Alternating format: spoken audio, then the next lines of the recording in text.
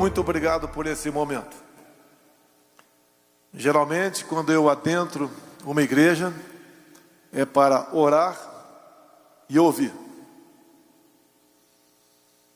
Mas, se me permitam, devidamente autorizado, falar alguma coisa para os senhores. Tem algo muito, mas muito mais importante que a nossa vida. É a nossa liberdade. Quando eu sentei praça no Exército Brasileiro, eu jurei dar minha vida pela nossa pátria. Quer seja ela agredida externamente ou internamente. Todos nós aqui temos uma história que acabará da mesma maneira, com um ponto final. Eu agradeço a Deus pelo ponto e vírgula que tive no dia 6 de setembro de 2018. Se Ele me deu esse ponto e vírgula, é porque tinha uma missão para mim. E o que me conforta é que tenho a consciência tranquila de fazer tudo o que é possível. E a consciência mais tranquila ainda, daquilo que não for possível, ou seja, pelo impossível, deixar que Ele nos oriente. Há poucos anos, os mais antigos lembram de uma luta dentro do parlamento, o tal do PLC 122. Passou numa votação, numa quinta-feira na Câmara, com apenas um líder de um grande partido assinando aquele requerimento. Foi uma surpresa para todos nós, em especial a bancada evangélica. E daí restava a luta lá no Senado Federal. E foi uma luta ferrenha, até que o projeto foi arquivado. Aquele PLC 122, entre outras coisas, visava rasgar o livro de Romanos. Mas não tem batalha perdida para nós. Atravessamos 2020, um ano bastante complicado, onde a pandemia se abateu sobre todo o mundo. O mais fácil seria eu aderir o politicamente correto, rasgar todos os incisos do artigo 5º da Constituição, onde se fala dos direitos, das garantias e das liberdades individuais. Todos nós nos preocupamos com o vírus, mas a fome e a miséria também matam. Muitos tripudiaram em cima desse dispositivo constitucional, onde um presidente da República, mesmo que decretasse um estado de sítio, poderia fazer aquilo. Retirar o emprego e o ganha-pão de muita gente. Pessoas que trabalhavam de manhã para poder comer à noite. Tiraram o direito de ir e vir. Proibiram de frequentar igrejas. Um refúgio do homem e da mulher que, num desespero, procura o seu padre, o seu pastor. Não quero generalizar, mas o objetivo de alguns era quebrar o governo pela economia. Não conseguiram. Nós atendemos aos mais humildes, buscando uma maneira de remediar a sua situação. Vencemos, acredito, essa etapa. Um governo que desde o primeiro momento tudo fez para combater a pandemia. Nenhum governador, nenhum prefeito pode reclamar do governo federal. principalmente pelos recursos que destinamos a estados e municípios. Nós vivemos numa grande nação, como ouvi há pouco aqui. Marcharemos para o futuro de verdade. No momento também que o Brasil atravessa, onde uma pessoa ou duas tentam perverter a ordem pública com medidas arbitrárias, com medidas revanchistas, extrapolando aquilo que seria seu direito, passando por cima até mesmo do seu compromisso de zelar pela Constituição brasileira. Nós não podemos admitir isso. Quando um presidente de um Tribunal Superior Eleitoral desmonetiza páginas de apoiadores do governo, ele abre brecha para que presidentes de tribunais regionais eleitorais façam a mesma coisa para defender o seu respectivo governador. Isso não é democracia.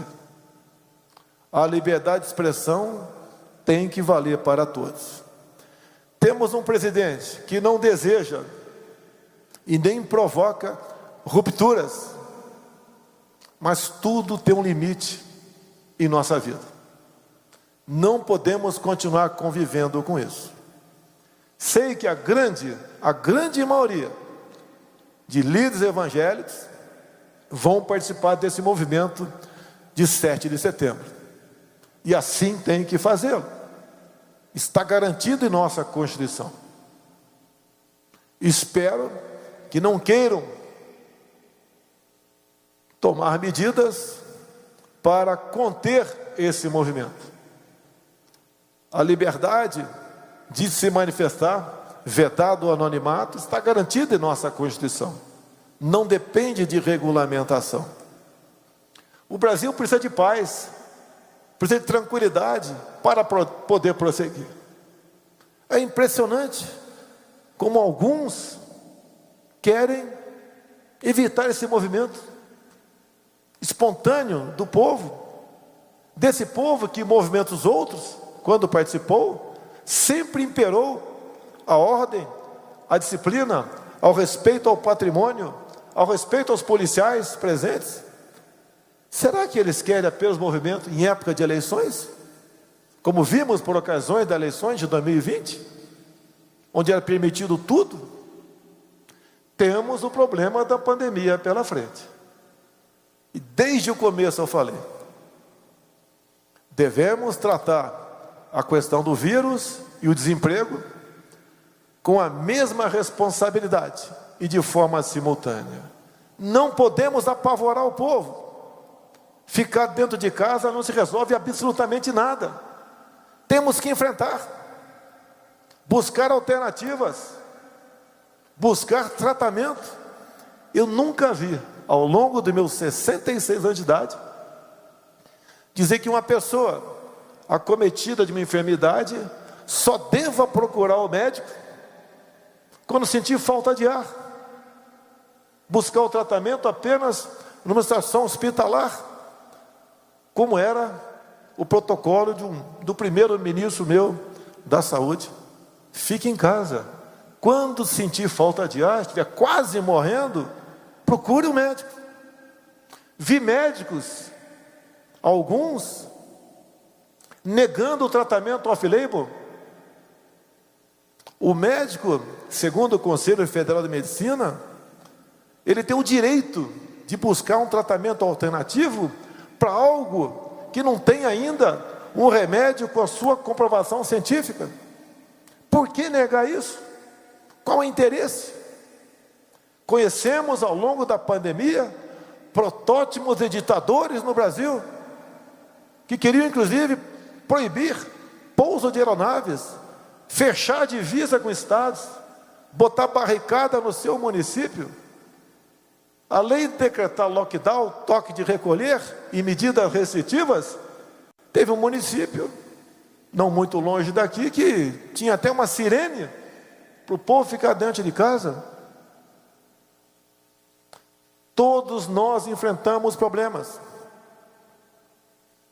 E devemos nos preparar para vencê-los. Nada mais importante do que a fé nesse momento. Buscamos alternativas. Não podemos ficar do lado da grande maioria. Senhores e senhoras, para mim seria muito, mas muito mais fácil estar do outro lado. Talvez estivesse tomando agora uma champanhe, um uísque. Preferi não o lado mais difícil, mas o lado da verdade, baseado até naquele versículo bíblico que me acompanhou durante toda a campanha. E conhecereis a verdade, e a verdade vos libertará. Digo uma coisa aos senhores: eu tenho 3 alternativas para o meu futuro: estar preso, ser morto ou a vitória. Podem ter certeza, a primeira alternativa, preso, não existe.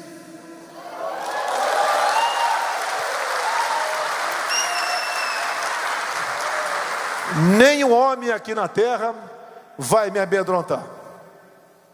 Tenha consciência que estou fazendo a coisa certa. Não devo nada a ninguém. Ninguém deve nada a mim também. Mas estamos juntos nessa caminhada.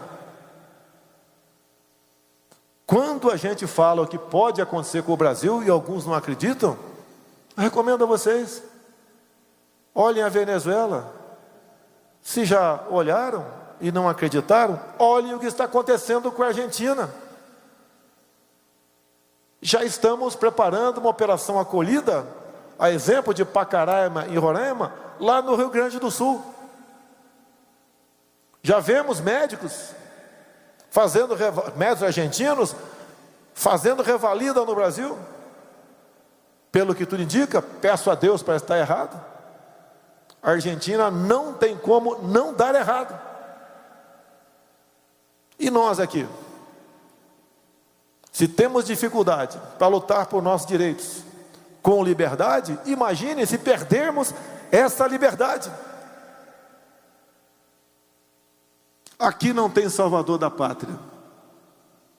Quem vai dizer amanhã como será a nossa vida, será cada um de vocês. No dia 7 de setembro, estarei de manhã na esplanada dos ministérios. E à tarde, nobre fuzileiro, estarei na Paulista, porque sempre onde o povo esteve, eu também estive. Mesmo durante a pandemia, era muito, muito fácil para mim ficar no Palácio do Alvorada, com tudo à disposição, e deixando eu ver o povo lá fora se virar. Fui para dentro das comunidades de Brasília, Ceilândia, Taguatinga, entre outros. Adentrei a casa dos mais humildes, pedia para abrir a geladeira, muitos sequer tinham um ovo dentro dela. Muitos perderam toda a sua renda. Eu estive no meio deles. Sempre agi dessa maneira. Não devemos escolher o lado mais fácil. Devemos estar do lado da verdade. Essa verdade nos liberta. Lembro durante a minha pré-campanha, uma jornalista me disse que eu jamais ganharia as eleições com João 8,32. Disse ela que o povo não gostava de verdade. Eu respondi: então não vou ganhar a eleição. Quantos de vocês viram, ao longo de campanhas para executivos, ao longo de décadas, o primeiro item da campanha era: vou combater a corrupção. No governo federal, de 85 para cá, O único que combateu de verdade fui eu. Não temos uma só denúncia de corrupção. Se aparecer, vamos colaborar com as investigações. Estatais que davam prejuízos de dezenas de bilhões de reais passaram a dar lucro. Veja com o governador Ratinho, lá do Paraná, o que ele acha da Itaipu Binacional, de ontem e de hoje.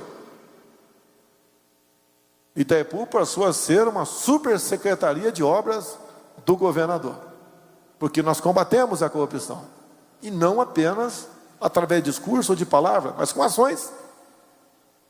Não pensem, senhores, que muitos querem me tirar daqui em nome da volta da normalidade e da democracia. Querem tirar daqui pelo poder. A abstinência do dinheiro fácil os torna belicosos, os fazem reunir, os fazem conspirar. Digo uma coisa a esse: Deus me colocou aqui, e somente Deus me tira daqui.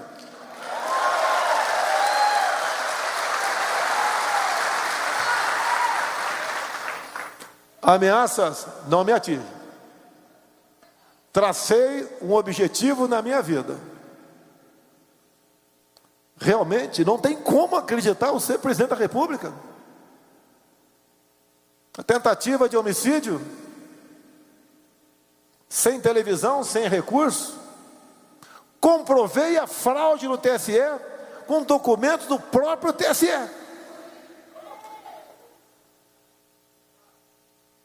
Por que não querem mais transparência? Alguns me acusam de querer dar o golpe. Eu já sou presidente. Eu vou dar um golpe em mim mesmo. Não tem do que me acusar. A última da CPI, nas palavras de alguns poucos, eu vou ser enquadrado em charlatanismo e curandeirismo, por causa da hidroxicloroquina. Eu queria fazer uma pergunta aqui, por favor. Quem foi acometido de vírus? Levanta o braço, por favor. Quem pegou o vírus? Baixa o braço. Quem tomou hidroxicloroquina ou ivermectina? Levanta o braço. Tem médico que nega isso. E queriam obrigar a tomar vacina? Vacinas experimentais. Eu tomei hidroxicloroquina, no dia seguinte estava bom. Não foi da minha cabeça, foi ouvindo pessoas. Inclusive, no momento desse, fiz uma live com pessoas que defendiam o tratamento inicial. A CPI enquadrou como gabinete paralelo. Nós estamos do lado certo. Nós temos a pureza. Nós queremos a solução. Nós temos Deus no coração. Não temos maldade. Sabemos do sofrimento que o povo está passando, porque, como consequência daquela polícia do fique em casa, a economia a gente vê depois, chegou a conta para pagar. Enfrentamos uma das maiores crises hidrológicas da história do Brasil. Tivemos uma geada.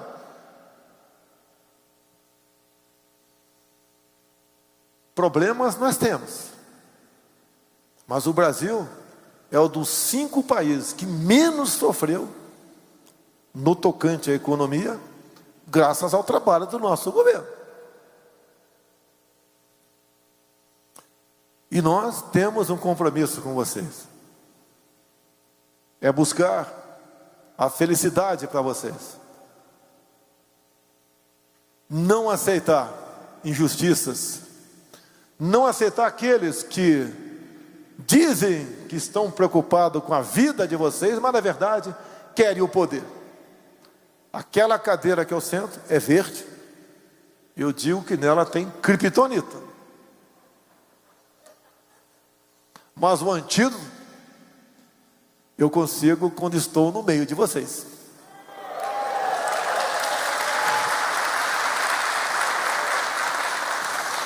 Terminando, preso, jamais. Vivo, dependo de Deus. Com a vitória ao lado de vocês.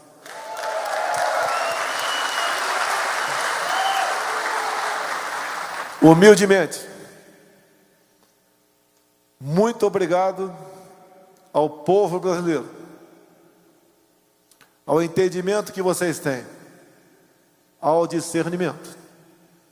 E tem uma passagem bíblica, não sou pastor nem padre, mas que diz que por falta de conhecimento meu povo pereceu.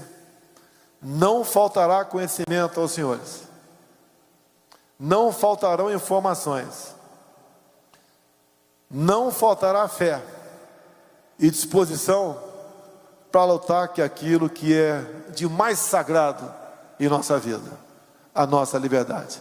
Muito obrigado aos senhores, que Deus proteja o nosso Brasil.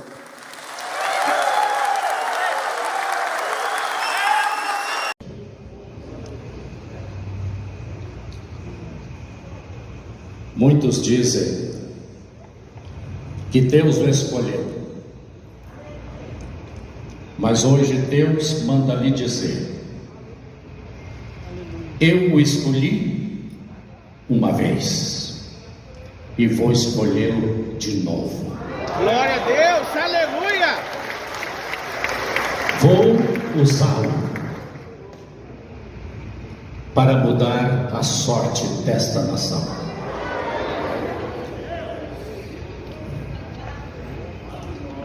Deus vai usar a sua vida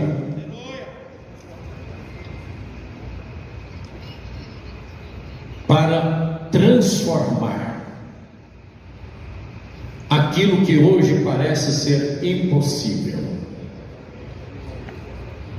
O teu primeiro inimigo nesta nação está procurando os centros de macumba. Mas nós invocamos o nome do Senhor, nosso Deus, e liberamos hoje sobre a tua vida uma palavra profética de bênção, de vitória e de prosperidade. Certamente tudo aqui está sendo gravado, então se lembrem do que eu vou dizer. Brevemente, esta nação será a nação mais próspera do mundo. Aleluia! Glória a Deus! Aquilo que nós sempre desejamos e sonhamos vai se cristalizar, vai se materializar, porque Deus viu o coração do nosso presidente, Deus viu as lágrimas dele.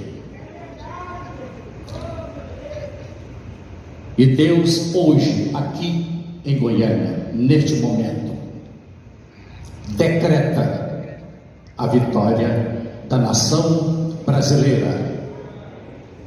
Seremos conhecidos no mundo inteiro como a nação das delícias. Aleluia, Jesus! A nação que tem um líder de coração nobre e irrepreensível. E o mundo inteiro vai aplaudir o Brasil pela sua sábia decisão. Todos que se contrapõem àquilo que Deus quer realizar no Brasil serão transformados em nada.